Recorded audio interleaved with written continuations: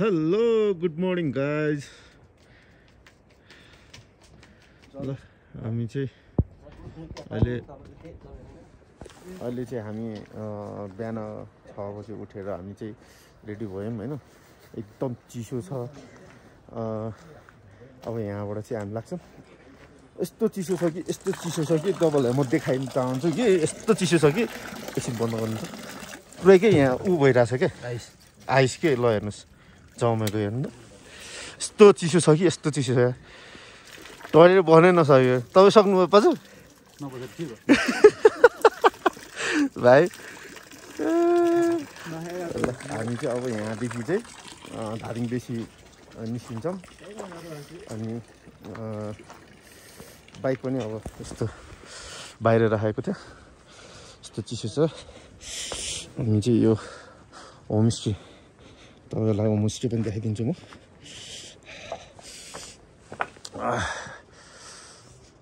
सोमदाङ भन्ने ठाउँमा चाहिँ आएर हामी बसेको छौँ। यो धादिङको सिमानामा ठ्याक्कै यो पारी चाहिँ रसुवा। यो ठाउँ चाहिँ यो पारिपट्टि चाहिँ रसुवा हो। हामी चाहिँ हिजो त्यो डाँडादेखि हामी आएको हिजो होइन। यो रसुवा हो, यो बोर्डर हो।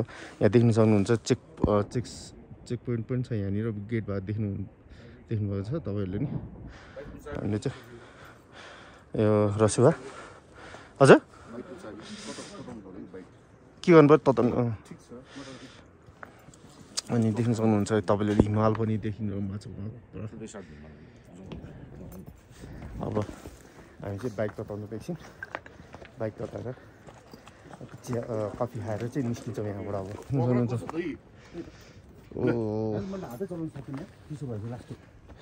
मैले 50 सुकाउनु लाग्छ या त्यो अल्फा। देख्न सक्नुहुन्छ तपाईँहरूले यस्तो चिसो छ कि मेरो बाइक पनि अब स्टार्ट गर्छु म एकछिन तताउँछु। देख्न सक्नुहुन्छ यस्तो चिसो छ कि लास्ट चिसो छ। म चाहिँ बाइक स्टार्ट गर्छु हुन्छ हुँदैन।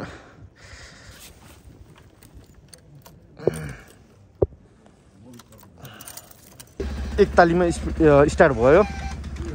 यहाँनिर चाहिँ स्टार्ट हुनलाई गाह्रो भयो।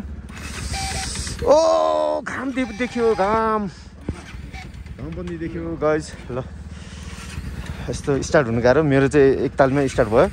अब किनकि मेरो नयाँ भएर होला सायद होइन त बाजु। मेरो नयाँ भएर एक तालमै स्टार्ट भयो कि एफआई। ल पाजुको पनि स्टार्ट भयो। यहाँ सानो पाजुको चाहिँ स्टार्ट हुनु गाह्रो भइरहेको छ। ल यस्तो चिसो छ। माइनस कति होला है?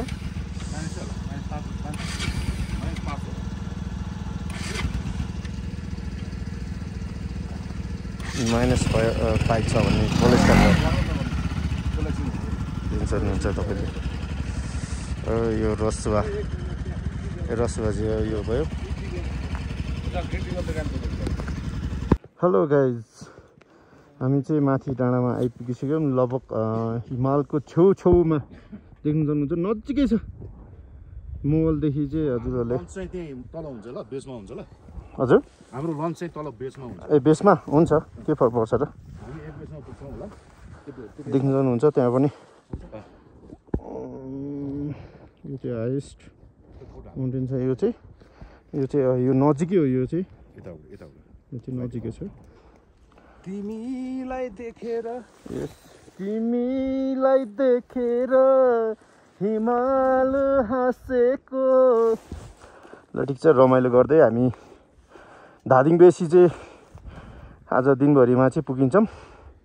धादिङ बेसी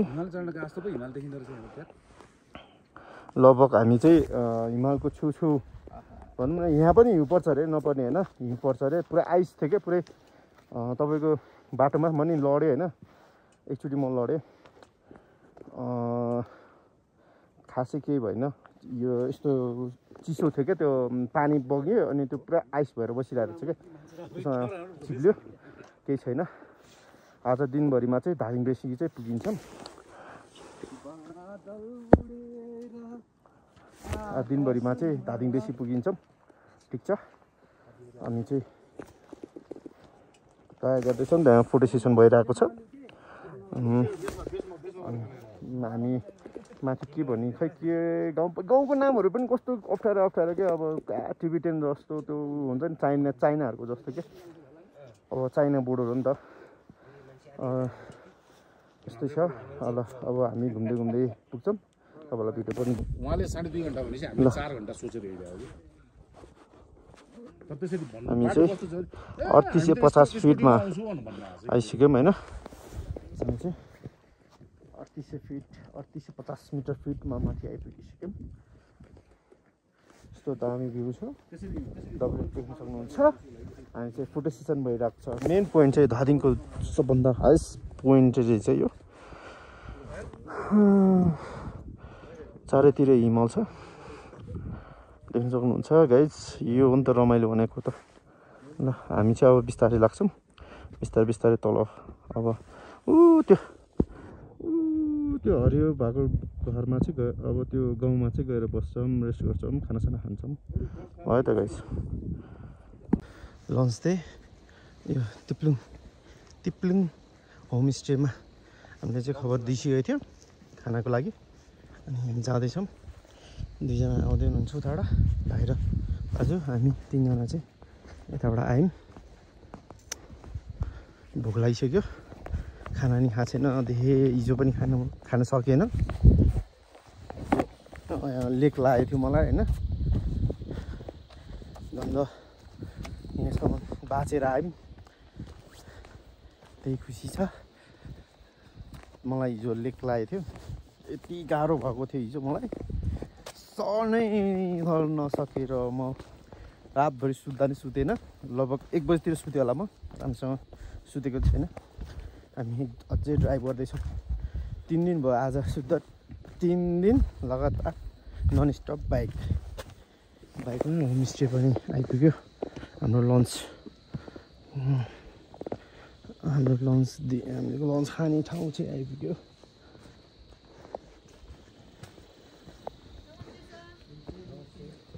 हाम्रो होमस्टे तिप्लुङ होमस्टे आइपुग्यो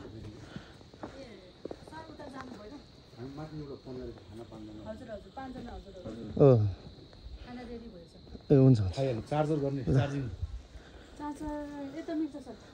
ल हामी खाना खाने ठाउँ आइपुग्यो अब यहाँ चाहिँ खाना खाएर चाहिँ अनि फेरि बाटो लाग्छ हामी चाहिँ अहिले माथिबाट तल झर्दै थियो बाटो एकदम अप्ठ्यारो थियो एकदम हिलो होइन बाटो पनि नराम्रो थियो मेरो बाइकको हालत हेर्नु यस्तो नराम्रो भयो कि लड्यो म 2-3 चोटि लड्यो होइन मेरो सक्स हेर्नु यो खुट्टाहरू होइन सब उ भयो क्या हिलो भएको छ लास्ट अप्ठ्यारो बाटो छ अब चाहिँ हामी चाहिँ यो खोला तर्नु पर्यो अब कसरी हुन्छ अब बाइक त अब तार्नै पर्यो कसरी तार्ने होला भन्ने म सोचमा आइरहेको छु गहिरो त लास्टै गहिरो छ जस्तो लाग्छ मलाई बाइक डुब्यो भने त टेन्सन भयो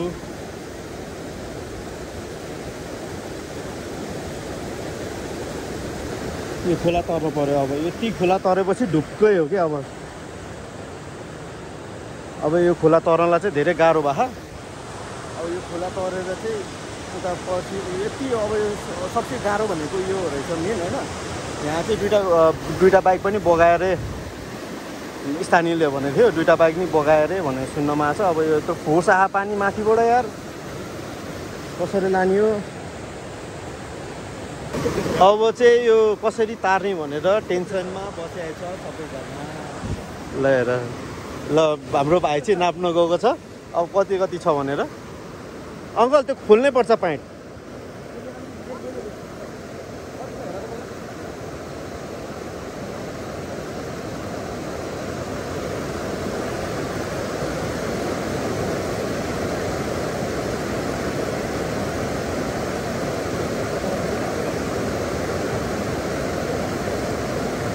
ए छैन घोडा रहेछ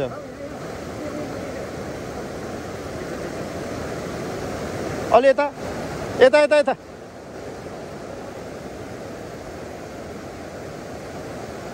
छ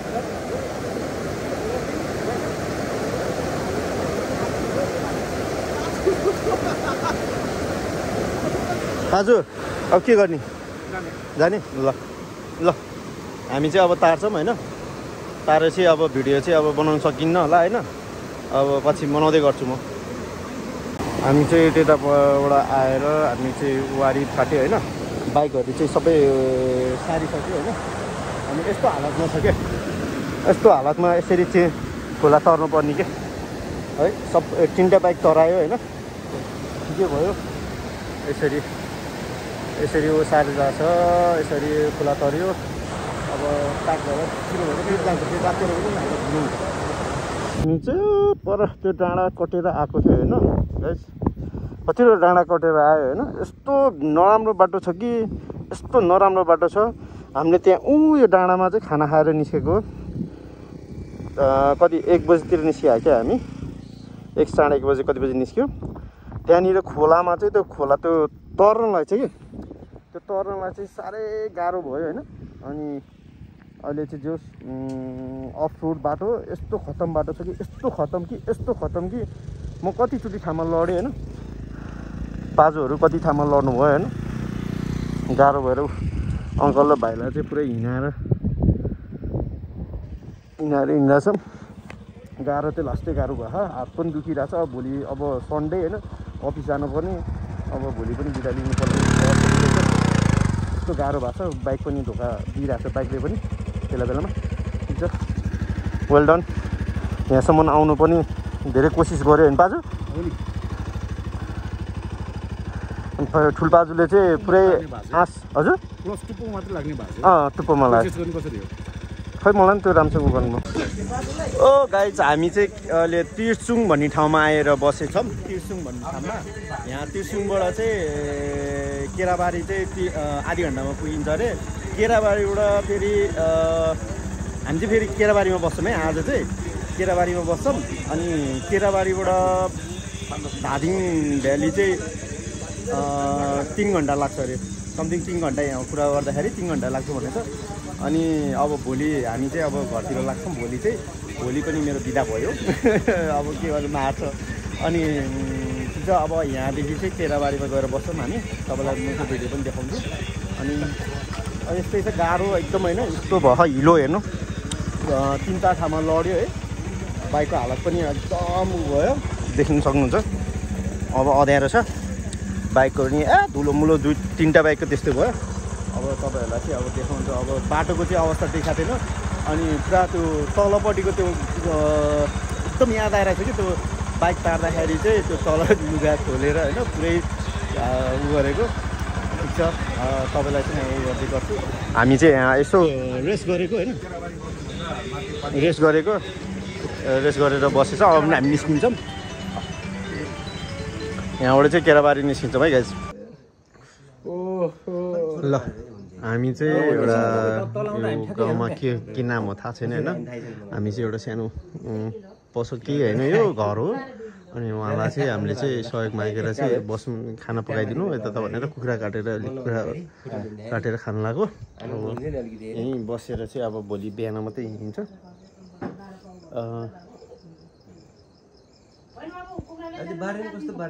बाजु हिजो पुरा ज्याकेट लगाएर है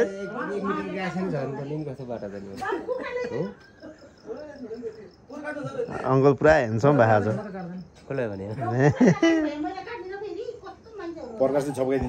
ल बाजुले चाहिँ कुखुरा हुन्छ अरे ल हामी चाहिँ अब खाना खानलाई रेडी छौँ यो लोकल कुखुरा देख्न सक्नुहुन्छ यो लोकल कुखुराको झोल एउटा पनि छ यता देखाइदिन्छु भाइ यता अङ्कल